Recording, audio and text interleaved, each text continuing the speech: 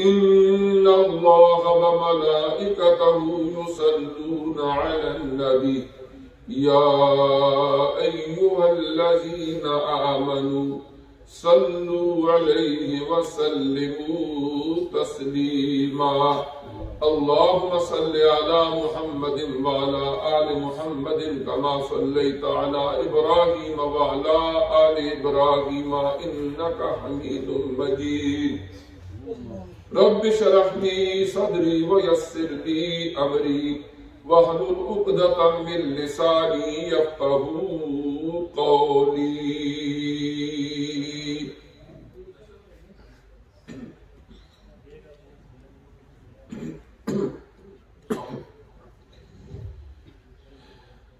انتہائی واجب الاحترام بزرگوں، دوستوں، بھائیوں، اللہ کریم کا کروڑ کروڑ بار شکر ہے اور اس کا یہ خصوصی فضل ہے کہ ہمیں زندگی میں ایک مرتبہ پھر رمضان شریف کی گھڑیاں نصیب فرمائی اور آج جمعۃ المبارک جو رمضان المبارک کا تیسرا جمعۃ المبارک ہے، اس میں بھی ان بابرکت گھڑیوں میں اکتساب فیض کی توفیق دی اور یہ جمعہ ایسے وقت میں آ رہا ہے کہ انشاءاللہ ابھی آخری عشرہ جب شروع ہو رہا ہے، لوگوں نے اعتکاف بیٹھنا ہے اور رمضان المبارک کا پورا مہینہ ہی برکتوں والا ہے، لیکن آخری عشرے کی کچھ خاص خصوصیات ہیں۔ اس حوالے سے بھی چند ایک معروضات عرض کرنی ہے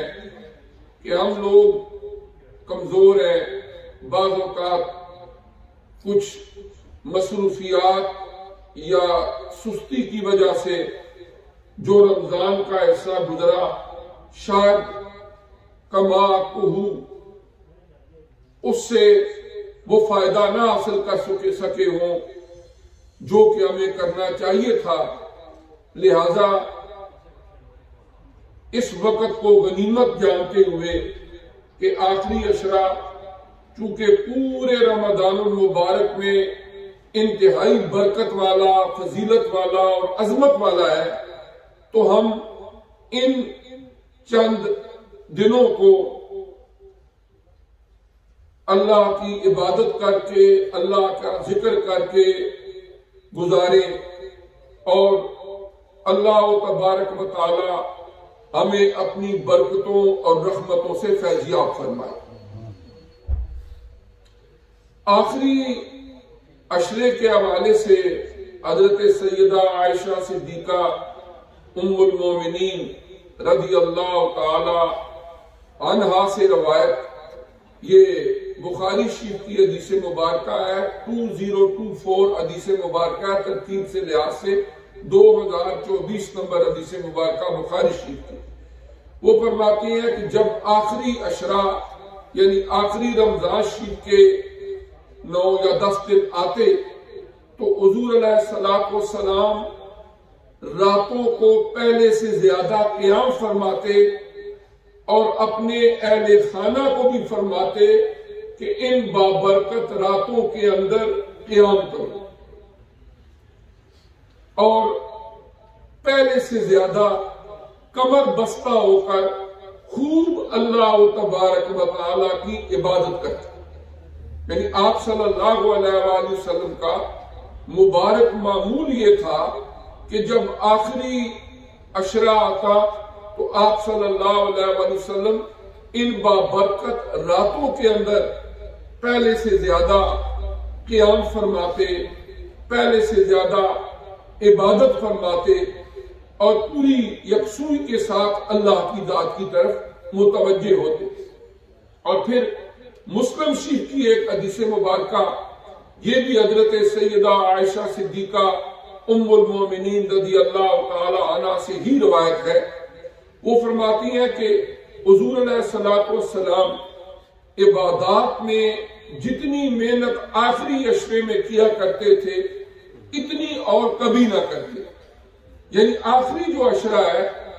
عام معمولات سے بھی زیادہ نبی کریم صلی اللہ علیہ وآلہ وسلم عبادت فرماتے، اور اللہ تعالی اپنے بندوں پر کریم ہے، فضل کرنے والا ہے، اور وہ ایسے مواقع عطا فرماتا ہے کہ جس سے ہم تھوڑی سی ایفرٹ کر کے، تھوڑی سی کوشش کر کے اپنے گناہوں کی معافی کا کوئی سبب پیدا کریں۔ ایک دفعہ حضور صلی اللہ علیہ وآلہ وسلم سابقہ امتوں کے احوال و واقعات صحابہ کرام کو بیان فرما رہے تھے کہ ان لوگوں کی عمریں بہت زیادہ ہوتی تھیں۔ مثلاً اس کی ایک چھوٹی سی مثال آپ قرآن پاک سے دیکھیں کہ جب حضرت نوح علیہ السلام کا زمانہ تھا تو 950 سال 950 ایئر تو آپ تبلیغ کرتے رہے، 14 صدیاں 14 سینچریز کے قریب ان کی عمر مبارک تھی۔ تو اسی طرح عمریں زیادہ ہوتی، تو بنی اسرائیل کا ایک واقعہ حضور علیہ السلام نے فرمایا کہ ایک شخص تھا، اس نے بہت لمبی عمر پائی اور وہ راتوں کو عبادت کرتا، دن کو اللہ کے راستے میں جہاد کرتا۔ جب ان کے واقعات صحابہ اکرام نے سنے تو obviously ذہن میں خیال آیا کہ وہ لوگ لمبی عمریں تھیں، اتنی عبادتیں کرتے رہے، تو ان کی ظاہر ہے ہم سے عبادتیں زیادہ ہوں گی، عبادتوں کا اجر بھی زیادہ ہوگا۔ اللہ تبارک و تعالی نے قرآن عزیز کی سورہ القدر کا نزول فرمایا اور فرمایا اِنَّا أَنزَلْنَاهُ فِي لَيْلَةِ الْقَدْرِ کہ بے شک ہم نے اس قرآن عزیز کو لیلۃ القدر میں نازل فرمایا۔ وَمَا أَدْرَاكَ مَا لَيْلَةُ الْقَدْرِ اور تمہیں کیا اندازہ یا ادراک ہو کہ لیلۃ القدر کیا ہے؟ لیلۃ القدر خیر من الف شہر، لیلۃ القدر 1000 مہینوں کی راتوں سے بھی بہتر ہے، یعنی 1000 منتھ اس سے بھی بہتر ہے۔ اور اللہ پاک نے فرمایا کہ اللہ تبارک و تعالی کے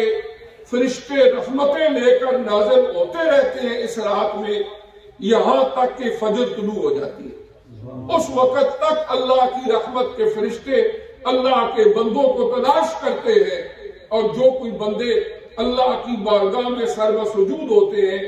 اللہ کی بارگاہ میں ہاتھ اٹھائے دعائیں مانگ رہے ہوتے ہیں، التجائیں کر رہے ہوتے ہیں، اللہ کی رحمت کے فرشتے انہیں ڈھونڈ ڈھونڈ کے ان پر اللہ کی رحمتوں کی برسات بچھاتے۔ تو آخری عشرے کی بڑی خصوصیت جو ہے وہ یہ ہے کہ آخری عشرے میں اللہ تبارک و تعالی نے ہمیں لیلۃ القدر عطا فرمائی۔ بہت سارے بزرگان دین کے معمولات میں یہ بات ملتی ہے کہ رمضان کے آخری عشرے کی 9 یا 10 راتیں ہوتی ہیں۔ اب یہ تو میں عرض کرتا ہوں کہ وہ رات کون سی ہے احادیث مبارکہ کی روشنی میں حضور علیہ السلام نے اس کی وضاحت فرمائی۔ البتہ معمول یہ ہے کہ ساری راتوں میں وہ ایک تو کچھ نوافل ادا کر کے اللہ کی بارگاہ میں التجا کرتے، توبہ کا نفل، کوئی حاجت کے نوافل ادا کر کے اللہ تبارک و تعالی کی بارگاہ میں دعائیں کرتے کہ آخر اللہ کے قرآن کا یہ ارشاد ہے، ایک رات تو وہ ہے کہ جس میں اللہ نے یہ ساری برکتیں رکھی ہیں جنہیں قرآن کی آیات بنا کے آقا علیہ السلام کے قلب اطہر پہ نازل فرما دیا، اور پھر شک و شبہ کی گنجائش بھی نہیں چھوڑی۔ شاید یہی حکمت تھی کہ جب قرآن کا نزول ہوا تو الف لام میم کے بعد جو دوسری سورہ قرآن پاک کی سورہ البقرہ، اس میں یہی فرمایا ذالک الکتاب لا ریب فیہ، کہ یہ وہ کتاب ہے کہ جس میں کسی قسم کا کوئی شک و شبہ نہیں۔ یعنی ذرا ایک بندہ سوچنا بھی شروع کر دے کہ پتہ نہیں وہ رات ہوگی کہ نہیں ہوگی، تو گویا اس نے قرآن پاک کی اس آیت کا انکار کر دیا ہے۔ قرآن نے یہ نہیں فرمایا کہ کوئی بندہ کہے کہ اس میں شک ہے یا کچھ ہے، فرمایا کہ تم ذرا برابر شک کی گنجائش کا سوچ بھی نہیں سکتے۔ اتنا اللہ تعالیٰ نے اس قرآن عزیز کو اس انداز میں نازل فرمایا، اور پھر اس کی حفاظت کی ذمہ داری بھی اپنے ذمہ دی۔ فرمایا اِنَّا نَحْنُ نَزَّلْنَا الذِّكْرَ وَإِنَّا لَهُ لَحَافِظُونَ، اس قرآن کو نازل بھی ہم نے کیا ہے اور اس کی حفاظت کی ذمہ داری بھی اپنے ذمہ ہے۔ تو گویا ہر طرف سے پروٹیکشن ہے، ایک تو یہ محفوظ بھی ہے، شک و شبہ سے بھی بالا تر ہے، اور جو اللہ نے فرمایا ہے وہ اللہ کا ذاتی کلام ہے۔ جب حضرت امام احمد بن حنبل رحمۃ اللہ علیہ کا دور تھا تو ایک فرقہ تھا معتزلہ، انہوں نے کہا کہ قرآن مخلوق ہے۔ انہوں نے ایک عقیدہ بیان کیا، قرآن کیا ہے؟ مخلوق ہے، مثلا اللہ کی ذات کے سوا جو کچھ ہے وہ کیا ہے؟ مخلوق ہے۔ لیکن حضرت امام احمد بن حنبل رحمۃ اللہ علیہ نے فرمایا القرآن کلام اللہ غیر مخلوق، کہ قرآن اللہ کا کلام ہے اور کلام اللہ اللہ کی صفت ہے، اور جس طرح اللہ اپنی ذات میں یکتا ہے اپنی صفات میں بھی یکتا ہے۔ جس طرح اللہ اپنی ذات میں یکتا ہے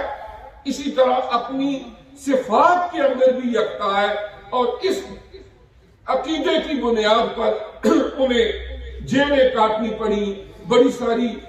مشکلات اور اذیتیں سہنی پڑی، لیکن انہوں نے اپنے اس عقیدے سے ذرا بھر بھی واپس رجوع نہیں کیا، بلکہ اس پر ڈٹے رہے کہ القرآن کلام اللہ غیر مخلوق، کہ قرآن اللہ کا کلام ہے اور یہ مخلوق نہیں ہے، یہ غیر مخلوق ہے، اس لیے کہ اللہ کا ذاتی کلام ہے۔ اور پھر حضور نبی کریم صلی اللہ علیہ وآلہ وسلم نے ہمیں حکم دیا کہ تحروا لیلۃ القدر فی العشر الاواخر من رمضان۔ اب ایک تو بات پکی ہو گئی کہ انا انزلناہ فی لیلۃ القدر، قرآن کیا فرماتا ہے کہ ہم نے اس قرآن کو لیلۃ القدر میں نازل فرمایا۔ اب قرآن پاک کی دوسری آیت اس کی مزید وضاحت کرتی ہے، شہر رمضان الذی انزل فیہ القرآن، کہ رمضان کا مہینہ وہ مہینہ ہے کہ جس میں قرآن عزیز کا نزول ہوا۔ اب یہ بات تو قرآن سے پتہ چل گئی کہ وہ رات رمضان المبارک کی ہی رات ہے۔ حضور علیہ الصلوۃ والسلام نے فرمایا تحروا لیلۃ القدر فی العشر الاواخر من رمضان، کہ رمضان المبارک کا جو آخری عشرہ ہے، لاسٹ 10 days ہے، ان میں لیلۃ القدر کی تلاش کیا کرو۔ یہ اس اللہ تعالیٰ کی اپنی حکمت ہے کہ ایگزیکٹ اس رات کے بارے میں نہیں بتایا، البتہ اس کے ہنٹس دے دیے گئے کہ آپ نے اس کو تلاش کرنا ہے۔ اور کچھ بزرگوں نے لکھا کہ یہ ایسا بھی ہوتا ہے کہ ہر سال یہ رات تبدیل بھی ہوتی رہتی ہے۔ پھر دوسری حدیث مبارکہ میں حضور علیہ الصلوۃ والسلام نے فرمایا تحروا لیلۃ القدر فی العشر الاواخر فی الوتر من رمضان۔ اب مزید تھوڑی وضاحت ہوگی کہ آخری عشرے کی جو اوڈ نائٹس ہیں ان میں، یعنی 21st 23rd 25th 27th and 29th، ان راتوں کے اندر لیلۃ القدر کو تلاش کیا کرو، ان راتوں میں لیلۃ القدر کو تلاش کرو۔ تو اسی وجہ سے بہت سارے بزرگوں کے معمولات میں یہ ہے، وہ فرماتے ہیں کہ ان آخری راتوں کے اندر ہر آدمی ہر رات کو کچھ نہ کچھ صدقہ کر دے، اس لیے کہ اس میں تو کوئی شک ہی نہیں کہ وہ ایک رات ہے۔ اب ہم لوگ کمزور ہیں، ہمیں ایگزیکٹ پتہ نہیں۔ آقا علیہ الصلوۃ والسلام نے کسی ایک رات کے بارے میں ہمیں نہیں بتایا کہ فلاں ہی رات لیلۃ القدر ہے۔ حضرت کعب رضی اللہ تعالی عنہ اپنے مشاہدات کی روشنی میں فرمایا کرتے تھے قسم اٹھا کے کہ 27ویں رات لیلۃ القدر، اسی لیے 27ویں رات جو ہے اس کو باقی راتوں سے قدر مزید اہمیت اور فوقیت دی جاتی ہے۔ البتہ آخری عشرے کے اندر رمضان المبارک کے جو آخری 10 دن 9 دن آتے ہیں، ان کے اندر اللہ تبارک و تعالی نے جو آخری عشرے کی طاق راتیں ہیں اور نائٹس ہیں، ان میں ایک جو ہے وہ ہے لیلۃ القدر، اور اللہ نے اس کی فضیلت کیا بیان فرمائی کہ یہ 1000 مہینوں کی راتوں سے بہتر ہے، اور اللہ تبارک و تعالی اس رات دعاؤں کو رد نہیں فرماتے۔ اور کتنے وہ لوگ خوش قسمت ہوں گے کہ جب اللہ تعالیٰ کی طرف سے آسمان دنیا سے آوازیں آ رہی ہوں گی، اللہ کی رحمت کے فرشتے اللہ کی مخلوق میں ان بندوں کو تلاش کر رہے ہوں گے جو اللہ تعالیٰ کی اخلاص نیت کے ساتھ عبادت اور ذکر میں مشغول ہوں، تو وہ اس وقت کبھی سبحان ربی العظیم کہہ رہے ہوں، کبھی سبحان ربی الاعلیٰ کہہ رہے ہوں، کبھی اپنی اشکبار آنکھوں کے ساتھ اپنے ہاتھوں کو اٹھا کے اس اللہ کی بارگاہ میں التجائیں اور دعائیں کر لیں۔ وہ کتنے خوش قسمت لوگ ہوں گے۔ اور پھر جب یہ ٹائم گزر جاتا ہے، یہ وقت گزر جاتا ہے، کوئی پتہ نہیں ہوتا اس کے بعد آئندہ کس کو نصیب ہوگی۔ ہم جتنے بیٹھے ہوئے ہیں، دنیا کی کوئی طاقت ہمیں گارنٹی نہیں دے سکتی کہ اگلے سال بھی ہم نے رمضان پانا ہے، اگلے سال بھی ہمیں آخری عشرہ ملنا ہے، اگلے سال پھر لیلۃ القدر کو ہم پا سکیں گے۔ کوئی دنیا کی طاقت گارنٹی نہیں دے سکتی، اس لیے کہ سامان 100 برس کا اور پل کی خبر ہے۔ اس لیے آج کا جو جمعہ المبارک ہے، ایک تو اس چیز کو اپنے ذہن میں بٹھا لینا چاہیے کہ یہ جو آخری رمضان شریف کا حصہ ہے یہ انتہائی برکت والا ہے، تو ہم اپنی طرف سے پوری کوشش کریں اپنے لیے، اپنے اعزاء و اقارب کے لیے جو دنیا سے چلے گئے، ان کے لیے دعائیں مغفرت کریں، ان کے لیے صدقہ و خیرات کریں، اور اللہ تبارک و تعالیٰ کی بارگاہ سے امید ہی نہیں بلکہ یقین رکھیں کہ وہ اللہ تبارک و تعالیٰ ہماری دعاؤں کو قبول فرمائے۔ یہ اس کی اپنی قدرت کاملہ ہے، اس کی مہربانیاں ہیں اپنے بندوں کے اوپر۔ وہ کئی ماؤں سے زیادہ اپنے بندوں سے پیار کرتا ہے، ایسے لمحات، ایسے دن، ایسی راتیں ہمیں عطا کر دیتا ہے کہ ہم تھوڑی سی ایفرٹ کر کے اس سے اکتساب فیض کر کے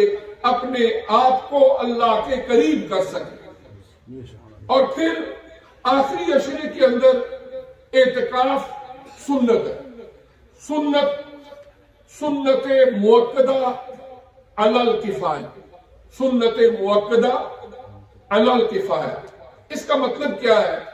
آپ عموماً نماز جنازہ کے بارے میں پڑھتے ہیں کہ جنازہ فرض کفایہ ہے۔ فرض کفایہ کا مطلب یہ ہوتا ہے کہ اگر کوئی آدمی فوت ہو جاتا ہے،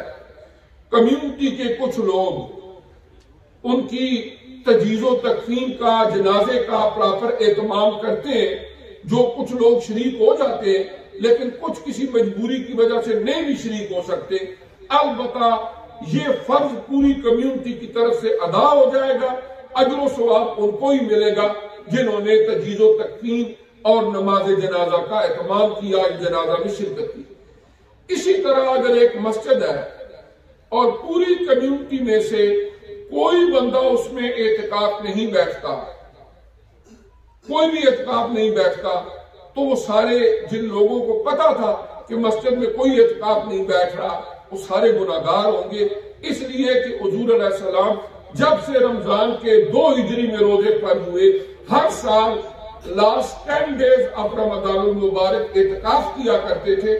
اور جب لاسٹ ایئر آپ کی مبارک زندگی کا آیا تو اس میں آپ نے 20 days اعتکاف فرمایا۔ تو یہ سنت مؤکدہ علی الکفایہ، سنت مؤکدہ علی الکفایہ ہے کہ کچھ لوگ اگر بیٹھ جائیں 1 2 3 4 جتنے بھی، تو یہ سنت ادا ہو جائے گی۔ اور اعتکاف کے دوران کچھ چیزیں ایسی پابندیاں ہیں کہ جن کا خیال رکھنا ضروری ہوتا ہے۔ مسجد کی جو حدود ہے جہاں پر نماز پڑھی جاتی ہے، یہاں سے وہ باہر بغیر طبی یا شرعی عذر کے نہیں جائے۔ طبی اور شرعی عذر کیا ہوتا ہے؟ طبی عذر مثلا جب رفع حاجت کے لیے ٹوائلٹ جاتے ہیں تو یہ طبی عذر ہے۔ ظاہر ٹوائلٹ طہارت کے لیے ہے، لیکن اس کو آپ مسجد نہیں کہہ سکتے۔ مسجد وہ ہے جہاں سجدہ آپ کرتے ہیں، یا دیہاتوں کی یا کسی علاقے کی کوئی مساجد کہ جہاں پر کوئی انتظام نہیں ہے، مساجد کے اندر ایسا ٹوائلٹ کا ارینجمنٹ نہیں ہے، وہ کہیں باہر جاتے ہیں تو پھر بھی وہ جا سکتے ہیں۔ یہ ہے انسان کی طبی ضرورت۔ نمبر 2 شرعی ضرورت۔ شرعی ضرورت کیا ہے؟ مثلا ایک مسجد جس میں کوئی آدمی اعتکاف بیٹھے ہیں، وہ چھوٹی مسجد ہے، وہاں پر جمعہ نہیں ہوتا۔ قریب کی جس مسجد میں جمعہ ہوتا ہے وہ جائیں، جمعہ کے دن جمعہ پڑھ کے واپس آ جائیں۔ اب وہ باہر گئے لیکن یہ شرعی ضرورت ہے، تو ان کا جو اعتکاف ہے وہ برقرار رہے گا۔ ادروائز اگر کوئی بندہ جان بوجھ کے مسجد سے باہر چلا جاتا ہے، اس کا سنت اعتکاف ٹوٹ جائے۔ مردوں کے لیے یہ ہے کہ وہ مساجد میں اعتکاف کریں، اور اس کی مثال ایسے ہی ہے کہ جیسے ایک آدمی جو کسی صاحب ثروت اور صاحب حیثیت بندے کے دروازے کے سامنے ایک بکاری آ کے بیٹھ جائے اور وہ ان کی تعریفیں کرے اور بار بار کہے کہ میں مجبور ہوں، بے کس ہوں، مجھے کچھ دے دو، تو جب وہ دیکھیں گے کہ یہ بیٹھ گیا ہے اور یہ مانگ رہا ہے، مجبور ہے، تو وہ کچھ نہ کچھ دے ہی دیں گے انسان ہونے کے باوجود۔ تو اللہ کی بارگاہ میں 10 دنوں تک آ کے بیٹھ جانا اور اپنے تمام معمولات جو ہیں ان کو اس طرح ترتیب دینا کہ اس میں کوئی فضولیات نہ ہو، نہ فضول گفتگو، نہ کوئی کام، یا وہ اللہ کی عبادت کر رہے ہوں یا خاموش بھی بیٹھے ہیں تو متوجہ اللہ ہو، وہ ذکر اذکار کر رہے ہوں اور کوئی دین سیکھ رہے ہوں یا دین سکھا رہے ہوں یا کبھی ضرورت کے مطابق سو رہے ہوں، یعنی وہ پوری کوشش کریں۔ اور یہ اصل میں اعتکاف کا ایک بنیادی مقصد یہ بھی ہے کہ لیلۃ القدر کو پانا۔ عام دنیا کے جھمیلوں کے اندر بسا اوقات آدمی اس قدر مصروف ہو جاتا ہے کہ وہ ٹائم نہیں نکال پاتا ساری رات جاگنے کا، صبح کام کاج پہ جانا ہے، یا دن کی مصروفیات کی وجہ سے نیند آ جاتی ہے۔ اب اعتکاف کا ایک مقصد یہ بھی ہے کہ یقینی طور پر جو معتکف ہے وہ تو ساری رات وہ عبادت کریں گے، اور جب وہ لیلۃ القدر بھی آئے گی اللہ تعالیٰ کی مہربانی سے اور فضل سے وہ اس رات میں بھی اللہ کی عبادت کر رہے ہوں گے اور ان برکتوں سے اور رحمتوں سے فیضیاب ہوں گے۔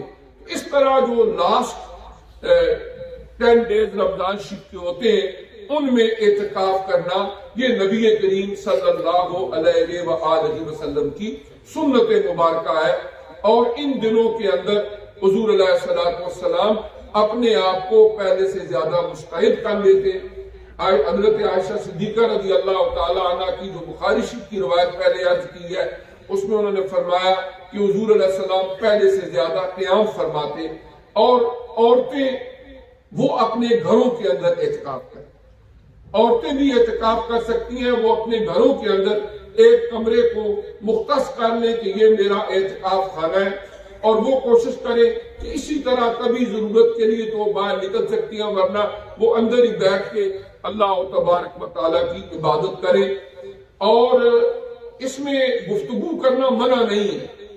اور نہ ہی اس اسپیشل لباس اس میں پہننے کی ضرورت ہے۔ بعض اوقات ہوتا ہے کہاں بیٹھ کے وہ اپنے آپ کو اس طرح ڈھانپ لیتے ہیں کہ کوئی ہمیں دیکھے نہ، ایسی کسی چیز کی ضرورت نہیں ہے۔ نارمل طریقے سے رہے، کھائیں پیئیں، اللہ کی عبادت کریں، جائز گفتگو کر سکتے ہیں، اور ناجائز تو ویسے بھی اجازت نہیں ہوتی۔ یعنی اگر مسجد سے آپ باہر بھی ہو، رمضان نہ بھی ہو، پھر بھی جھوٹ بولنا، غیبت کرنا، چغلی کرنا 24/7 یہ پروہیبٹڈ ہے۔